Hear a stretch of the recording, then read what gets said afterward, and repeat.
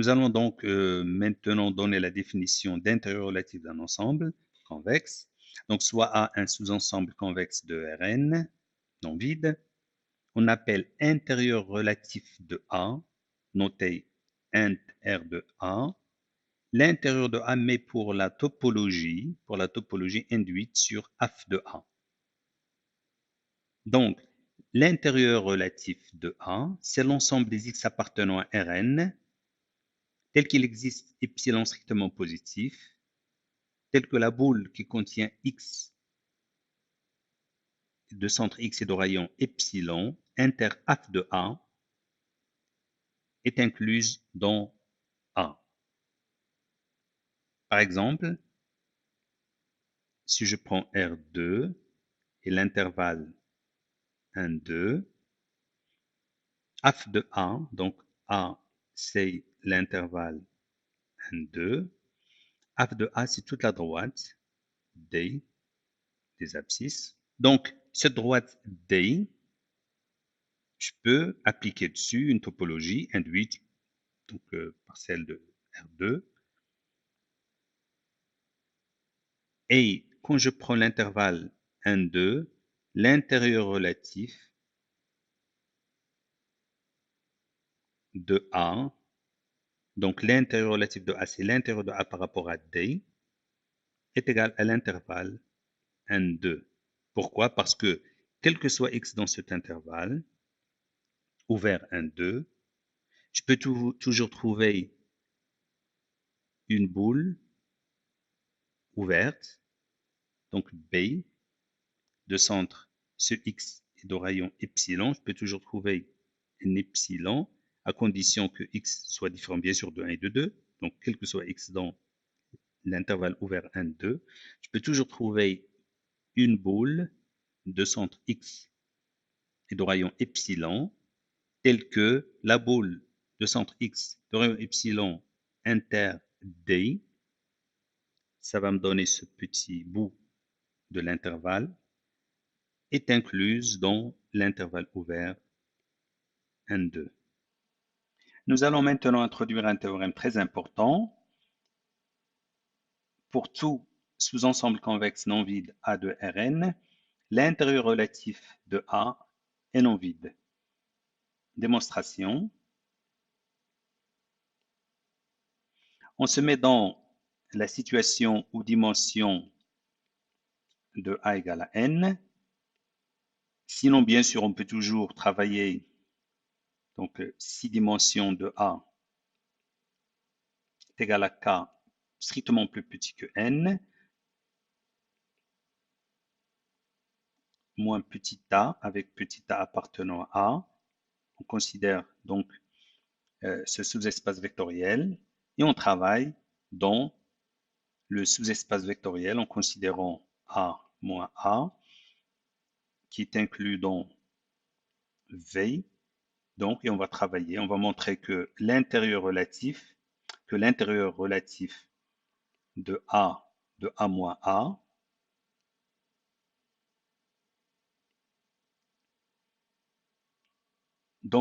qui est donc dans le sous-espace vectoriel V, l'intérieur relatif, qui est égal tout simplement à l'intérieur de A moins A, est différent de l'ensemble vide dans V. Donc, voilà, on va supposer que dimension de A égale à n, et donc que il existe une famille S d'éléments de A, x0, x1, xn, inclus dans A, tel que S affinement indépendante.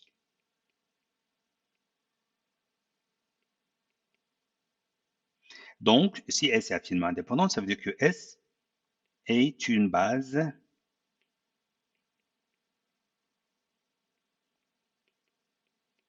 affine de Rn.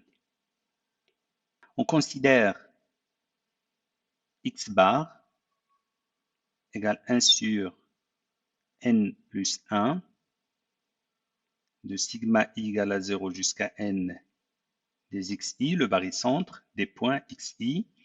Ce x bar appartient à A parce que il s'agit d'une combinaison convexe d'éléments de A et A est convexe. Ce que nous allons essayer de faire, c'est de trouver une boule de centre x bar et de rayon état qui soit incluse dans A avec état strictement positif, ce qui va montrer que x bar appartient à l'intérieur de A et donc l'intérieur de A est différent de l'ensemble vide. Quel que soit x appartenant à Rn, on peut toujours écrire x égale à x bar plus y. Et pour chaque x, il existe y unique qui donne x égale à x bar plus y. Comme la famille S est une base affine, je peux toujours écrire ça sous la forme x bar. Donc y peut s'écrire comme combinaison des xi.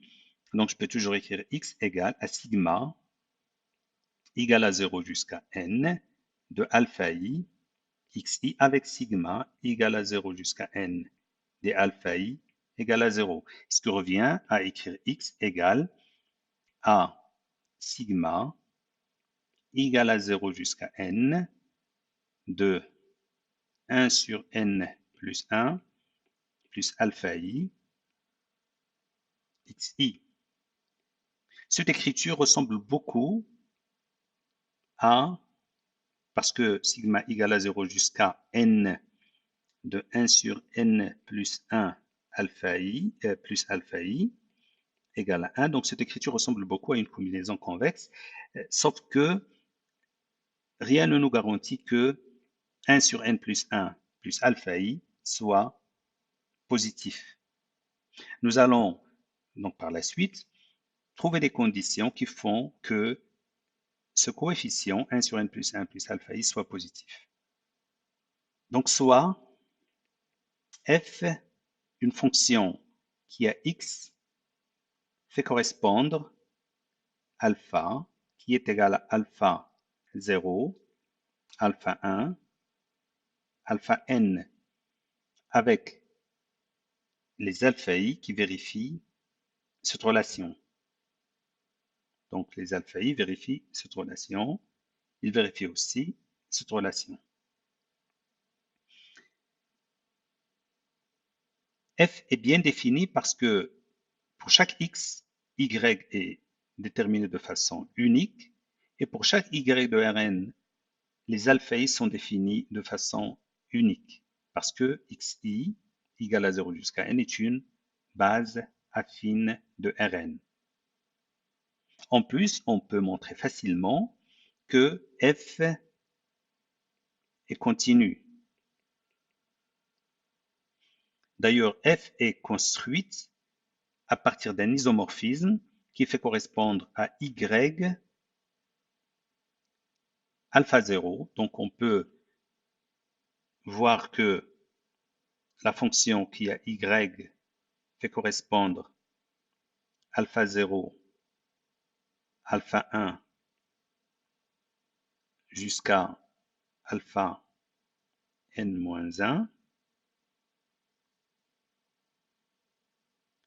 tel que y s'écrivent sigma égale à 0, égale à 0, sigma égale à 0 jusqu'à n de alpha i xi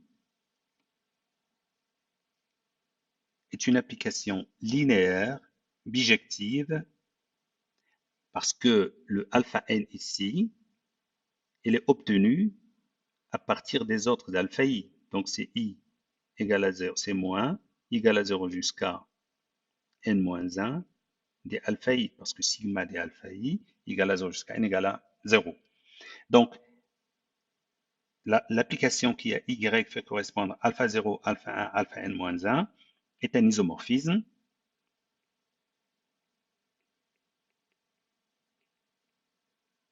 Donc, c'est aussi une application continue. Et la fonction qui a x fait correspondre alpha égale alpha 0, alpha 1, alpha n, qui est construite sur ce isomorphisme. Et on peut facilement montrer qu'il s'agit d'une fonction continue de Rn. Donc, f va de Rn vers Rn plus 1. En plus, f de x bar égale à 0. On rappelle que x égale à x bar plus y égale à x bar plus sigma égale à 0 jusqu'à n alpha i xi. Donc si x égale à x bar, y égale à 0, et donc le coefficient doit être nul. Donc f de x bar égale à 0. F continue, f de x bar égale à 0. Donc quel que soit epsilon positif, il existe un état strictement positif tel que si x moins x bar est plus petit que état, tel que alors alpha moins 0, donc alpha est plus petit que epsilon. On choisit epsilon égale 1 sur n plus 1. On trouve donc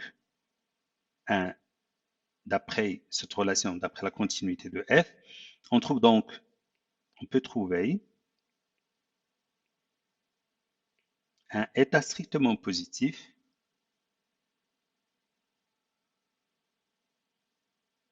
tel que la boule de centre x bar et de rayon état vérifie que, quel que soit x dans cette boule,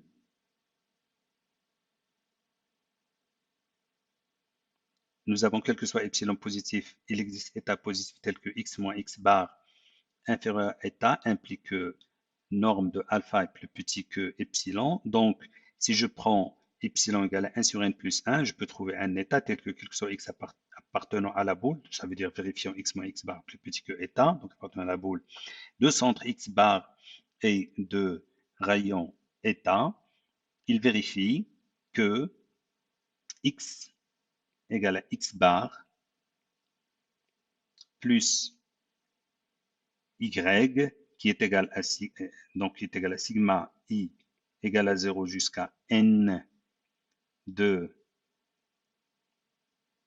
1 sur n plus 1 plus alpha i xi avec les alpha i, la norme de alpha est plus petit que epsilon, donc plus petit que, donc norme de alpha plus petit que 1 sur n plus 1. Ça veut dire que, donc, valeur absolue de alpha i est plus petit que 1 sur n plus 1 pour i égale à 0 jusqu'à n. Et donc, j'ai trouvé un état positif tel que, quel que soit x appartenant à la boule de centre x bar et de rayon état, on a ça, donc ce coefficient positif. Donc x est une combinaison convexe d'éléments de A et A convexe. Donc x appartient à A.